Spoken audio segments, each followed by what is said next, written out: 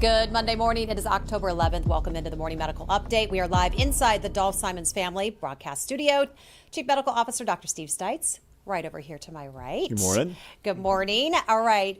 We'll do a little Chiefs talk, get it out of our system here in just a We're moment. But we do have a good show today to take our minds off of it.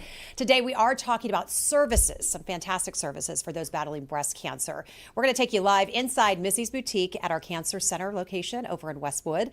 We're going to talk about the positive impact its services have on women and why it's simply necessary for cancer patients in our area. It's one-stop shopping, giving women a reason to smile and, of course, take their power back. But first, let's check in with Dr. Dana Hawkinson, Medical Director of Infection Prevention and Control. Good morning to you. Hi. Hi. How are our numbers looking from over the weekend? Yeah, they're pretty good. We were down to 13 active infections at one point this weekend. Right now we have 15 active infections with 6 in the ICU and 5 on the ventilator. Of those 15 active infections, only 1 is fully vaccinated. We still have 30 in that recovery period for a total of 45. And also Hayes has 6 active patients and 7 recovery as well. All right, thanks for that update. Do we have any better numbers? They are Yeah. better numbers, right? We're down. I like the way that the acute patients are dropping so fast. It was so long ago we were at 65 or 70 or 80 acutes, and now we're down to like 14 and 15. That's great news. Good news.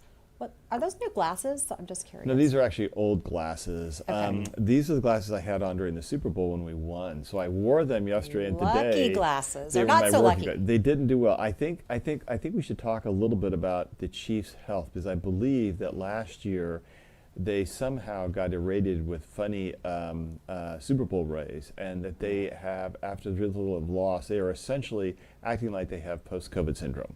That essentially they have long haul syndrome, because if you watch them, they look a little tired. They look like they have a little bit of brain fog. They just don't feel as good as they did, and they just appear out of sorts. And I think, Hawk, I believe this is really like a long haul syndrome. Yeah. I think they got Super Bowl Yeah. long haul syndrome. It's just like COVID long haul syndrome. What do you think? Yeah, I think it's a post-dual Super Bowl long haul syndrome. Yeah, sure. I think it is. New symptom. Yeah, Well, I don't think they're they'll acute. get over I think it. it's It chronic. just takes some time. I Yeah. hope they get over it. Yeah. Did It you was- stay up through the rain delay, the whole thing? Of course. Yeah, I watched the whole game right down to the last second. I saw the four more turnovers. It's like, I believe the Chiefs are a little too giving right now. They keep having these games where they give a lot, and I don't like the gives. That's not a good plan. No. All right. So All right. sports analysis in the morning medical update. The Chiefs have long haul syndrome from the Super Bowls. I believe that to be true. Good Monday morning quarterback analysis from you two. Thank you There so you go. much. We're All here right. for you. Reporters on the line today.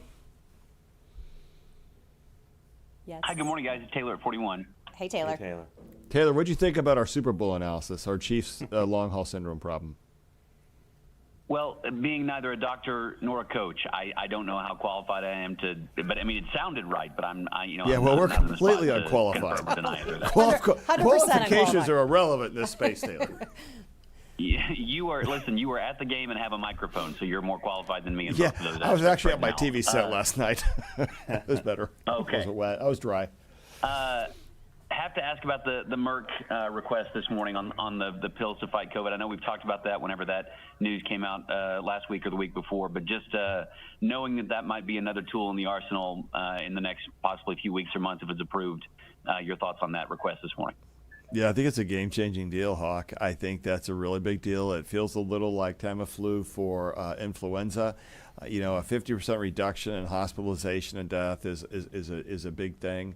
It's not as effective as the infusion of monoclonal antibody therapy, but that's also laborious and expensive. It costs about $22,000 to $2,500, and this costs $700 for a course of therapy, which still seems a little high to me. But again, I don't set drug prices. And I don't call the place. And so I think that the reality is it's an important adjunct to therapy. Remember that the studies were only done in unvaccinated patients. They weren't done in people who are vaccinated. So at the end of the day, if you can get vaccinated, then you don't need to be you may not even need the oral therapy, which would be a great win. So I am optimistic it's going to make a difference. I know there are a couple of other drugs that are oral therapies that we're going to hear about in the next few weeks as well. But I think it's an important adjunct in the treatment regimen that we've got for COVID-19, Hawk. Yeah, I would just like to, we've seen the press release, would certainly like to see the data itself, especially the safety data. But just understand, this still is not going to take the place of the prevention, and the prevention is the vaccination. That is still going to reduce your risk of hospitalization, severe disease by anything. Because, of course, we have talked about this before. If you get the infection, you are rolling the dice, and you certainly are at risk of those outcomes. Now, your risk may shift and may be decreased if you're doing some of these things like this possibly new oral pill, but I think it shouldn't take the place of the preventive measures of the vaccination.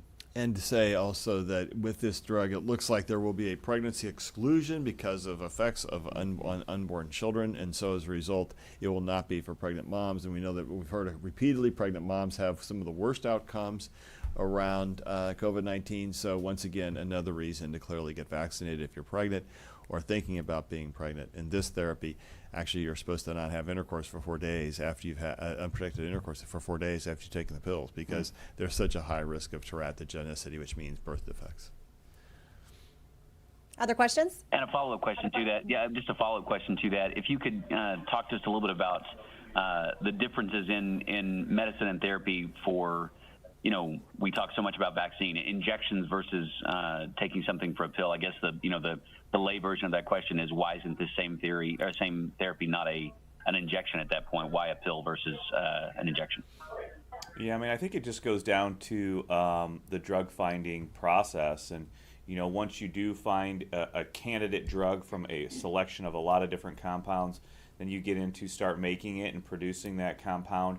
What is the way that drug is going to be stable? Is it more stable in things like an IV solution, or can it be stable in a pill? And then if you do have it in a pill, are you able to take up that compound and get that into your bloodstream and get it to those tissues? So there is just a lot of details going into the development of these drugs and why some may be oral and some may be IV and what have you. And I think that's the main point there.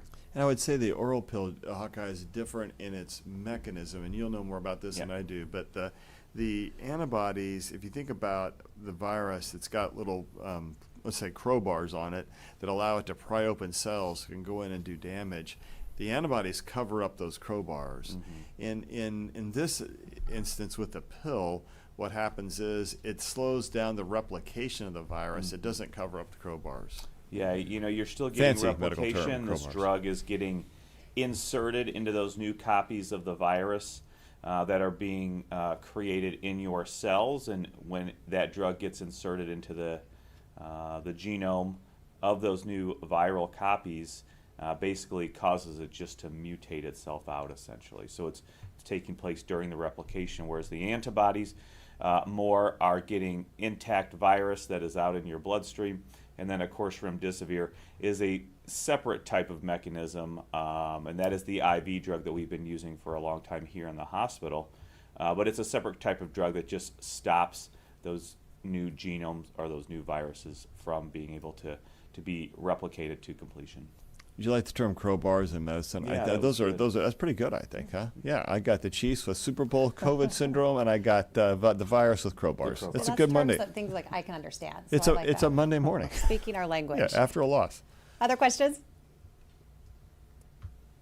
We are good. All right, we're going to get to community questions here in just a moment. We already have them coming in about the pills, so we'll talk more about that in just a moment. But the news that you have cancer, it is scary, it is emotional, and the cost of those treatments is pricey. A study published by American Health and Drug Benefits finds the average cost to a patient battling breast cancer nearly $86,000. It is certainly the last thing you want to think about or be burdened with while going through cancer. So it is places like Missy's Boutique at the University of Kansas Cancer Center that helps serve the underserved and provides comfort, dignity, support, friendship for women during this time. So Judy Newell is joining us live from Missy's. She is the Appearance Center Manager and the powerhouse really behind this accredited boutique. So we're going to get to Judy here in just a moment. But before we go inside Missy's, we want to introduce you to one woman. Her name is Lori Hartman, and she knows exactly how important these services are, and especially during a pandemic. Here's Petrania Poonswan with her story.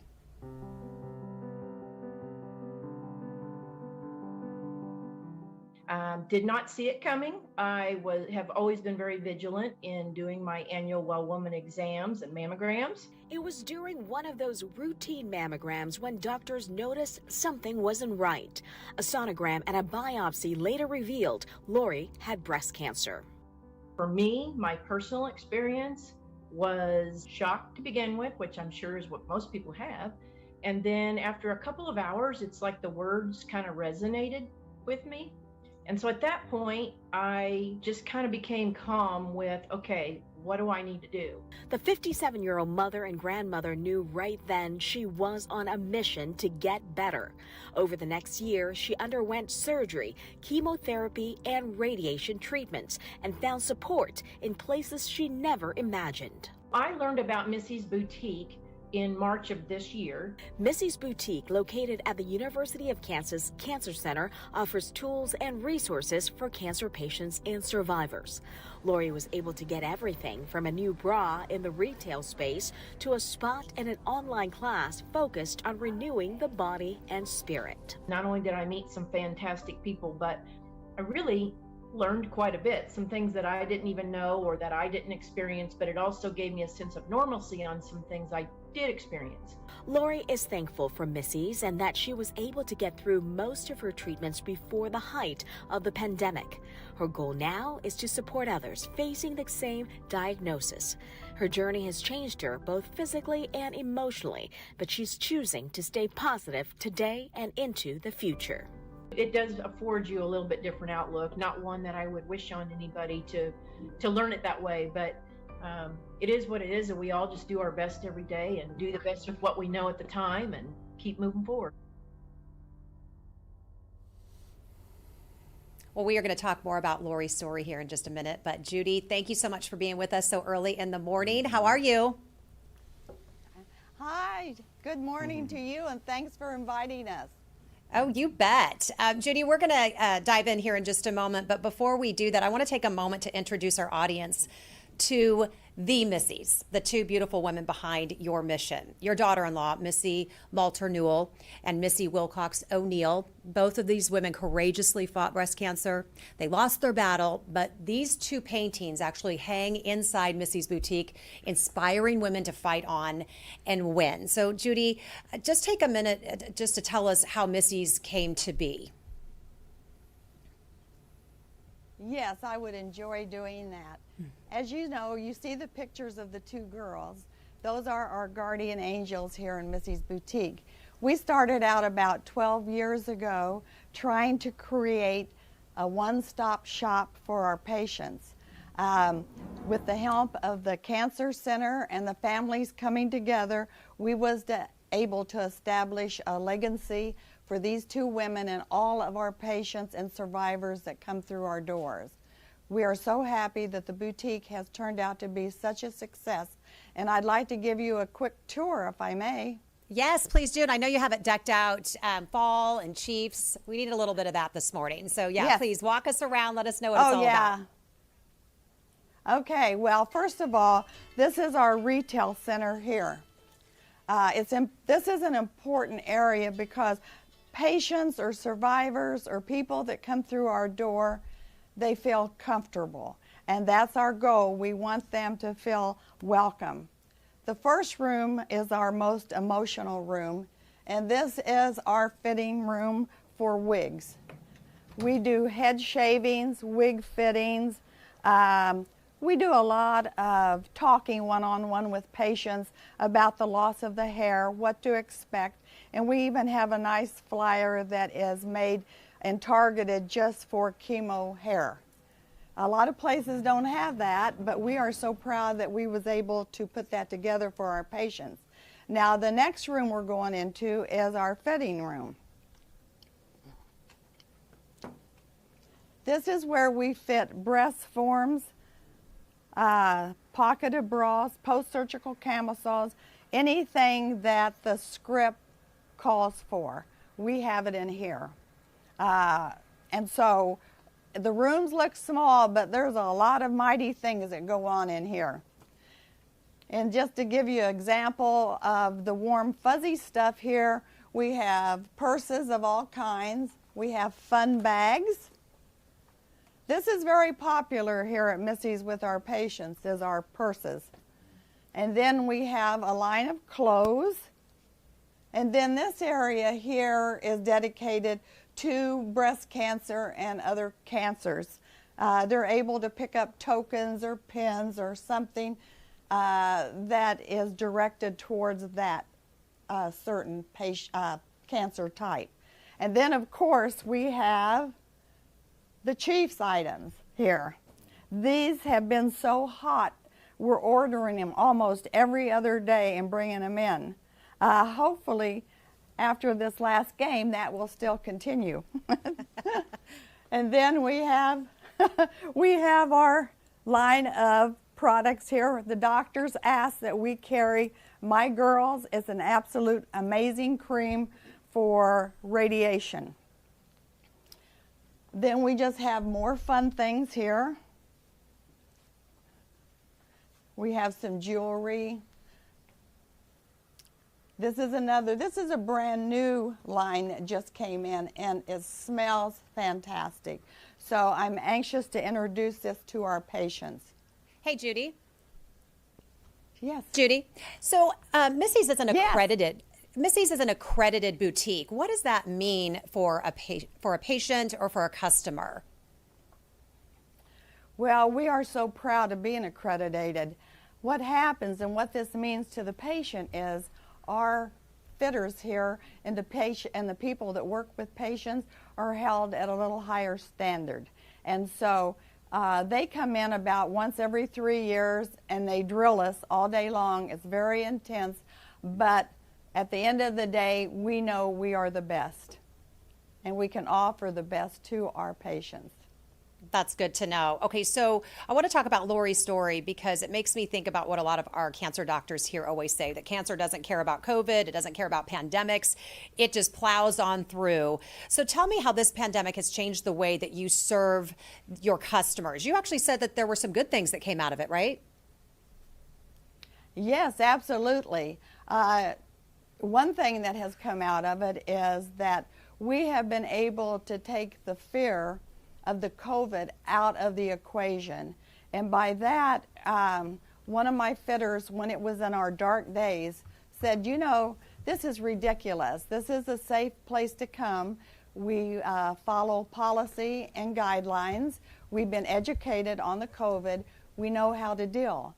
And so she started calling all the patients that were on our schedule for the 2 or 3 months and letting them know that it was safe, that they could come and feel safe. And after that was done, they started coming, and they have kept coming. And now the last 3 months have been some of our biggest months, seeing patients that we've had in a long time. So we're on the move forward. So we're going to put information about the patient education classes up on our Facebook and our YouTube feeds. There's some information right there. It's every third Tuesday from noon to 1, and all people have to do is just register, right, Judy? Yes, that's all. One thing I found, we've been working for a long time on being able to present classes to our communities, and this is a great outreach way to do that. I have found that our Zoom patients are coming in. I get all kinds of remarks. One of them that really made me know that it was going to be a success was one of the patients said, I had no idea there were different bras for different types of surgeries. And so we got whatever you need, and you're more than welcome. We want to serve you. You can depend on our loyalty and our service here. So please come. All right, Judy, we're going to continue this conversation, and I know we're going to have some questions from our audience here in just a moment. We've already got a few comments coming through for you here in just a minute. Dr. Stites, I just want to bring you in because I know when you're, handling patients and, your CF patients and families, how important is community support, places for people to go in their overall treatment? I mean, the mental aspect of it and just their overall healing. What have you found? One time I was sitting in a CF meeting, and cystic fibrosis used to have a mortality rate that was extraordinarily high. And when I started in CF, the average life expectancy was about 16, and it's gone up. It's still young. It's still 40, but new therapies are going to really push that advance much further out. We used to say at the meeting that it was 50% science and 50% pep rally, and the pep rally was more important. And I think for patients, that's the same story. Trying to heal from a difficult disease is 50% science and 50% pep rally. And where do you find that support? Where do you get it from? And you can get it from your patients, or you get it from your families as a patient, but you really need it from the healthcare team. And I think this is a great example. Missy's is a great example of just that. We have to take care of the whole patient and not just the disease. If you don't, you're going to miss half of the treatment plan. And if you miss half the treatment plan, patients don't do very well. And I think that's something we probably don't talk about enough in medicine. In CF, we have a team of people, right? We have a dietitian, we have a social worker, we have a therapist. We have people who are really geared to taking care of people who thought they were going to die from the day they were born. And I think the same thing's true. You get that diagnosis of cancer, and it scares you. When I was diagnosed with prostate cancer, it scared me. And, who takes care of you then? And I think one of the great things about our cancer program, and again, I participate with that program, is that is a great team of people that that are on a mission, and that mission is to support you. And for them, every day is the Super Bowl. Every day they have to come and bring their best game to it. There are no down days. You're not supposed to be throwing the interceptions. What you really want to do is be there every single moment of every day to take care of folks who you need that pep rally as well as the science. And together when you do that, you can offer great patient care. But I think it's the whole story. You got to take care of the brain, you got to take care of the body, you got to take care of your total health. So you received the pep rally when you were going through your cancer You diagnosis. bet. You bet. And then I'm sure you have had to be the pep rally for your patients and their families. Absolutely. What's that like for you? Well, first of all, my mom died of lung cancer, so I've had direct personal experience plus my own experience. And then I think one of the things that you realize as a physician, and I think as a care team, is that the emotional connection of that patient with you is again, it's just as important as everything. I mean, I have a couple of patients right now who are struggling with a couple of things, and you're on the phone with them frequently. You're talking to them about what's going on. You're trying to help answer their questions, but it gets back to that. I am a sports freak, but to get back to that term from the field of dreams, ease their pain, and I think that's part of what we have to do. We have to do more than try to treat their pain. You have to ease their pain, because what people really want is they want a little bit of hope. Even as they're dying, they still want hope about what that's going to be like. And I think if we can help with hope and compassion and science, we've often said that the key to cancer therapy, or to COVID therapy, was faith, hope, and science. Mm-hmm. And I think you could say that about cancer. I think you could say that about CF. I think you could say that just about anything. You need faith that the people around you care about you, and for me, faith in God, and then hope that there is something that's going to be good for you along the way, and then science. So you have some faith and hope that you're going to get better. And I think really Missy B's is about, to me, it's about that science and the pep rally put together to have people have faith and hope. Really well said. I just want to take a moment to shout out to all of our YouTube viewers today. We've got a lot of them watching on YouTube, because now you can find us on Facebook and YouTube. So I just want to say hey to all of them. Welcome aboard. YouTube TV, baby. Right. There you go. That's I could do that. I could get on YouTube TV. It's pretty remarkable. You are I think viral. my kids viral. are astonished. Are they? Well, they helped. They're still astonished. They are, just in general. I astonish with you. them every day. Yes, I do. So I've got some questions coming in. I know our community has some questions. They've been saving them for over the weekend, and we've got build some. them up. I know they're building up, so I'm just going to get to those really quick. I do have one. Joyce wants to know, Judy. Joyce wants to know if people are vaccinated when they come in. I don't know if all cancer patients able to be vaccinated. What is that like when they come into your store? Well, the majority of our patients are vaccinated, and the reason why I say that is because they have to go to registration before they come in to see us, and then we, on the schedule we receive each day, will let us know. But we are prepared. So everyone is welcome. Okay, you're taking the precautions. Yes, we are, absolutely, for ourselves and for our patients. So I have a couple of comments for you because Georgianne and Judy both had a wonderful experience with you. Georgianne says, I remember Judy. Missy's is wonderful. She got her wig there. Wonderful, sensitive people, wonderful selection, even if you're not in treatment. And I think I was talking to you last night, Judy, saying, I think you probably have a lot of best friends. I think people walk in there and walk out just feeling better when they walk in. You kind of had a special story about that, right? Yeah, oh yes, absolutely. We have many stories, but one of them involves our vice president of the Cancer Center, Jeff Wright. Many years ago, we had a patient come in, and she went into the wig room, which is probably the beginning of her journey, so it's the most fearful place to start. Well, she brought in 12 of her sorority sisters with her, so we all crammed into the room. So anyway, it was pretty dark and people were depressed, and I said, hey, come on guys, let's make this have some fun. So I took the clippers and I said, we're going to pass this around to each one of you and I want you to take a swipe. So I mean, that hair looked every which way. I finished it off for her, but there was so much laughter and people having so much fun.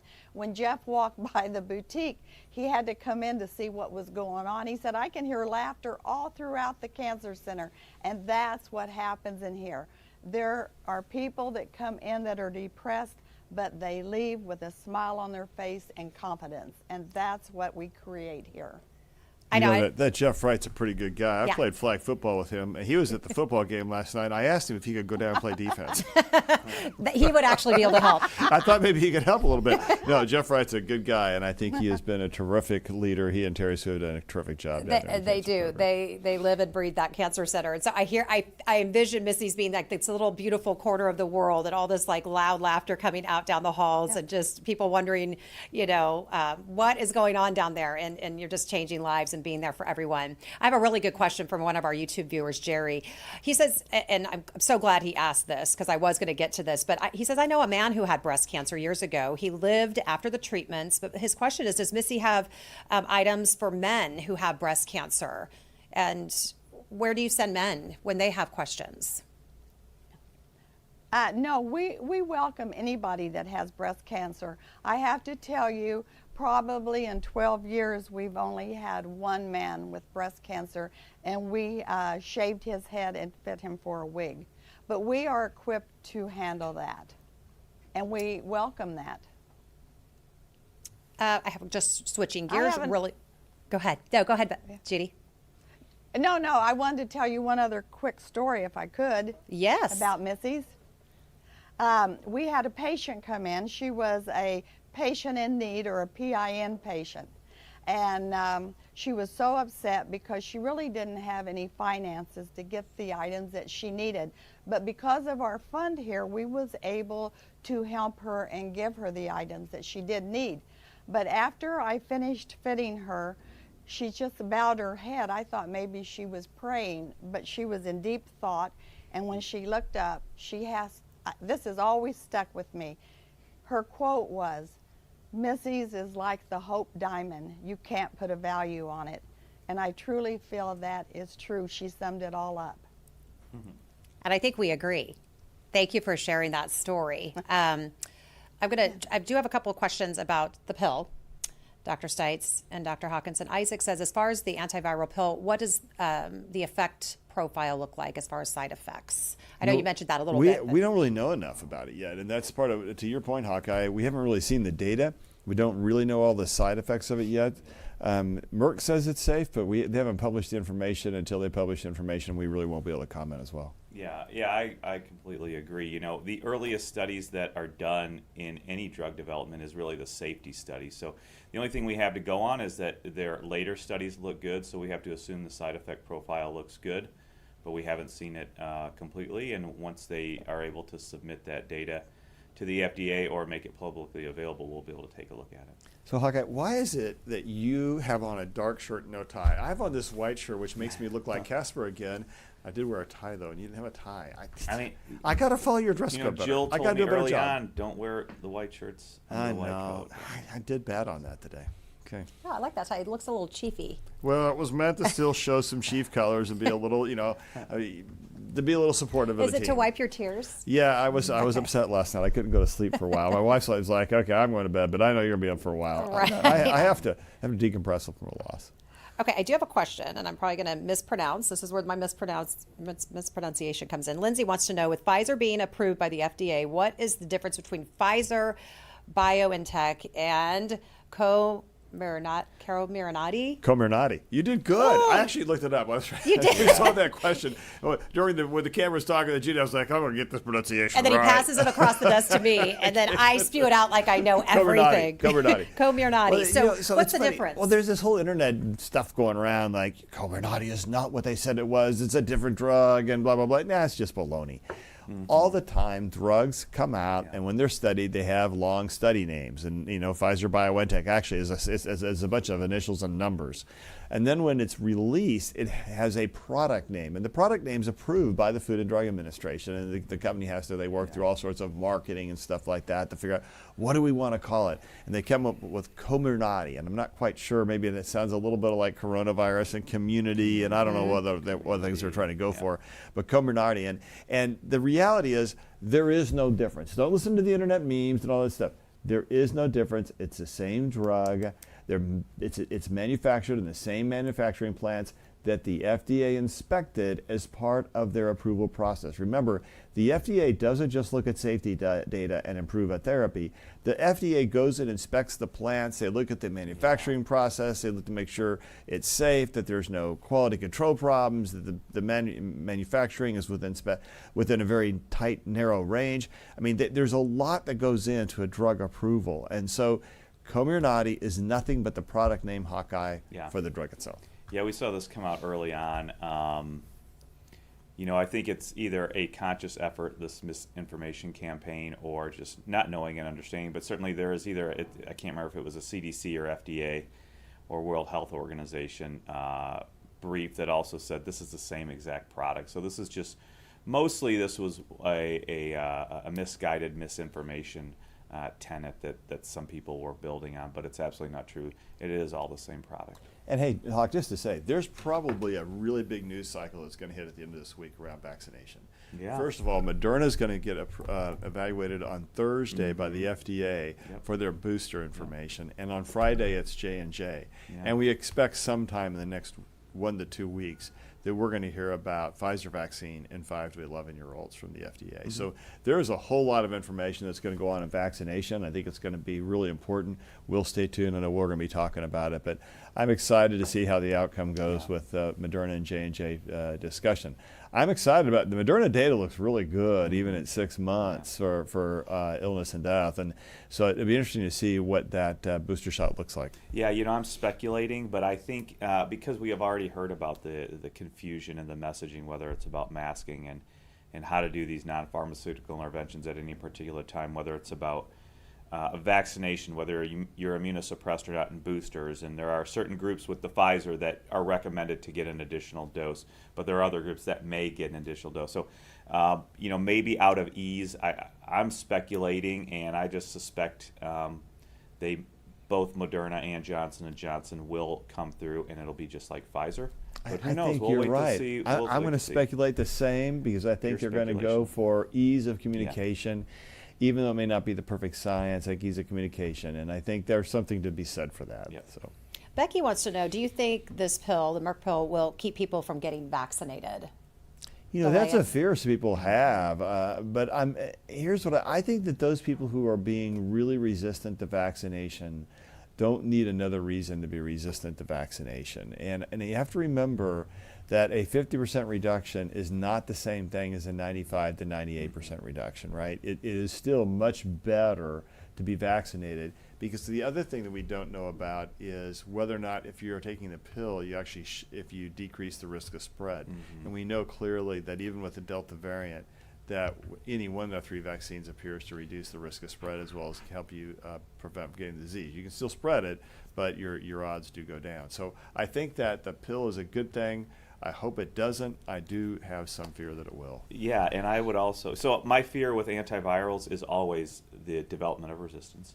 But more also to the point is we do have early data signals that vaccination helps prevent or decrease that risk of long haul or long COVID. I don't know that this would be true for the pill as well. So I think point. those are questions that will be answered as you get into any post-marketing continued analysis looking at the total continued positive effect or benefits, and then any other risks that may be later, such as reducing that COVID risk. So I want to head back out and talk. Or the long COVID risk, I'm sorry. No, you're fine. I want to head back out to Judy and at Missy's Boutique. I have a couple of comments for you from some of our viewers, but Greta says that Judy is an angel here on earth. I think that's been established. Another Judy says that the Cancer Center took great care of me, right down to scheduling me for a consult at Missy's before my surgery, right along with all the other consults, because we know that there's a lot of places you have to, so many phone calls you have to make and things you got to get set up. So this is just one thing that was off of her plate, which was really, really nice.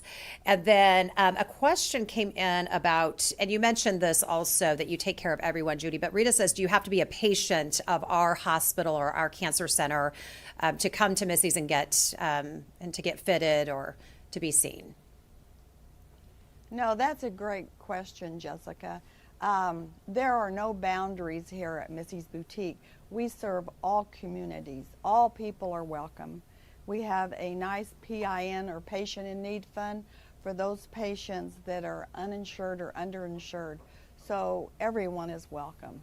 And we encourage that through our Zoom classes or through media spots like this. We want to get out to the community to come. Please let us help you. One thing I would like to stress, breast cancer strikes at the core of a woman. Her appearance is critical. And when you have the right mastectomy fitter, learning that patient's lifestyle and her physical needs, she can be fitted with the right items. So when she looks at her silhouette in the mirror, she can turn and a smile will radiate on her face as confidence. And that's what we achieve here. And I'm so proud of all my staff because they're all winners. And most of them are also breast cancer survivors. So we do relate. It's a big deal, just to say, and Judy, I think you guys do, I know you do great work. I've sent a number of patients down to see you, and I do think, again, it is faith and hope and science, and this hope means everything. And I also just want to say, I love the pink mask on the mannequin behind you. It fits in. The color scheme is perfect. That is so great. Well done. Yeah. Well done. And I assume that the mannequin's thank been you, Dr. vaccinated Feist. as well. I'm sure it's vaccinated. Well, hey, everybody has. Well, I'm glad you brought that up because I asked Judy last night when I tried to call her before the Chiefs game started. I said, I'm sorry I'm calling you. I know you're probably getting ready to sit down and watch the Chiefs, but I wanted to talk to you a little bit about Missy's. But that you can just walk in as a consumer if you want to buy a gift certificate or an item for somebody who's going through breast cancer. Tell folks about that. Absolutely. Like I said before, we have everything a patient needs or a shopper. Some shoppers will come in and they have a family member or a friend that is struggling and they have needs for products that we have. So they will buy a gift certificate and send it to that patient. And so, yes, we do welcome those shoppers also.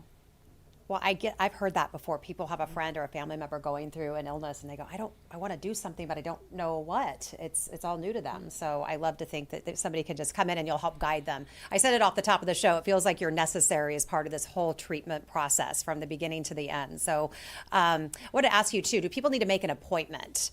If you need to get fitted for bras and wigs or a haircut, what's the process for that?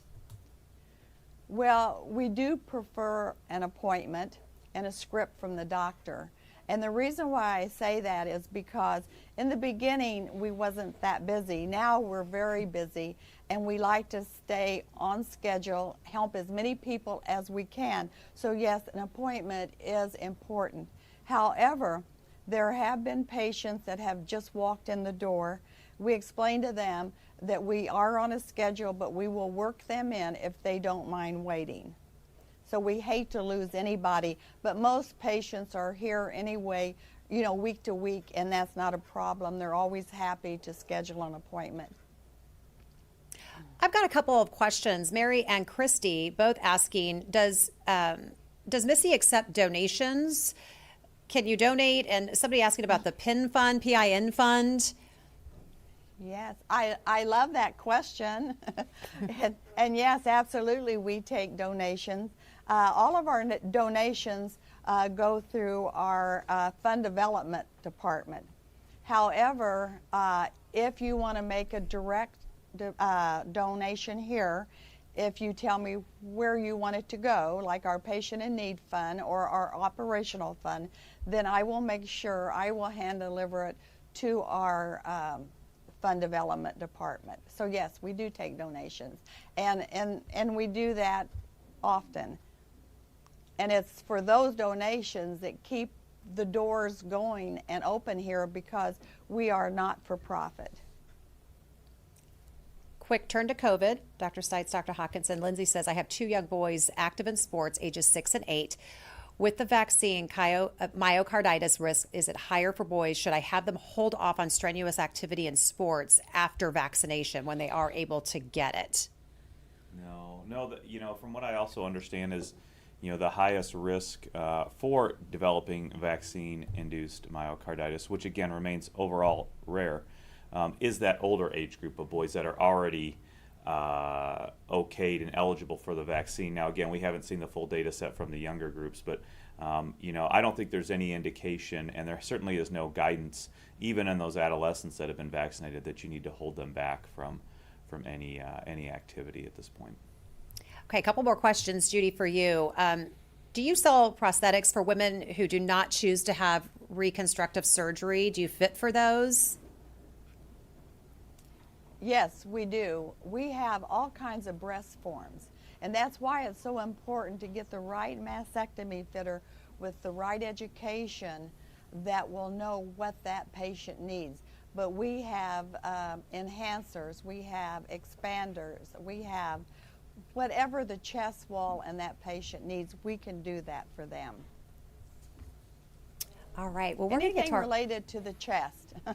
Okay, good. Okay, covers it. Got All right, it. so we're going to get to our final thoughts. And Judy, I'm just going to stick right out there with you. First of all, just thank you so much for coming on. I think we all learned something today, and I know our viewers are happy to see your face. So many people recognize you, and we're just glad that you're here in our community and helping these women and men if they need it. So, just what is your final thought today? What do you want us to know as we head into our week?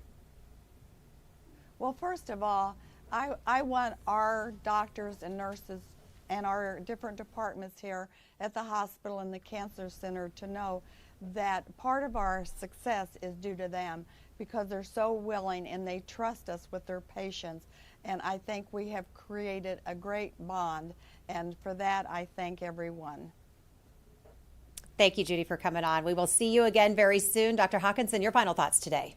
I think just like Dr. Stites said, we do see some information coming about an oral therapeutic after you get COVID, but the best prevention, the best thing to do to reduce your risk of any of these complications and long-term problems is certainly continuing the non-pharmaceutical interventions and, of course, vaccination.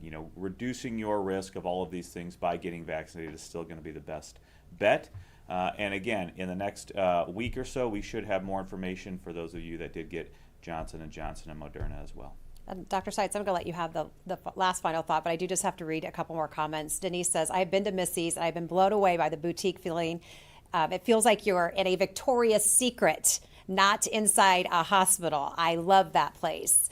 And Subini says, survivors deserve to feel pampered. So I just want to let you know your reach is out there. People know you, they love you. And Judy, you're doing such great work. So just want to say thank you again. Thank you. Thank Dr. you. Stites. That makes me feel warm and fuzzy. Good. Judy, you should, because you do great stuff, and our patients deserve that sort of that support. It does take a community. And I just have to say, I think the best news that we've had today, outside of Judy's great work at Missy's, is, and even if you're in Buffalo, you got to believe this right now, that the best news is the fall in the number of new patients that we're seeing. That is just great. That's the result of people getting vaccinated, people wearing masks, and unfortunately, people getting a lot of Delta. Remember that protection doesn't last forever. You still need to get vaccinated in the long run. You have to trust the science, which is what delivers on your faith and hope. That's what's going to keep us all safe. And that's what's going to let us be back opened up the way we want to be. And then we won't have to see pink masks on mannequins at Missy's. That would be the best. Great message. I love it. Thanks, Dr. Stites, and thank you all for being with us today. Tomorrow, as we continue to observe Breast Cancer Awareness Month, tomorrow it is a special milestone, the 100th patient to receive an advanced cancer treatment. It's called intraoperative radiation therapy, or IORT. We're going to take you live inside the operating room. And again, we're going to talk about why screening and early detection often allows for way more advanced treatment options like this. So have a great day, and we'll see you back here at 8 a.m. tomorrow. Subscribe to our morning medical update and open mics with Dr. Stites podcasts.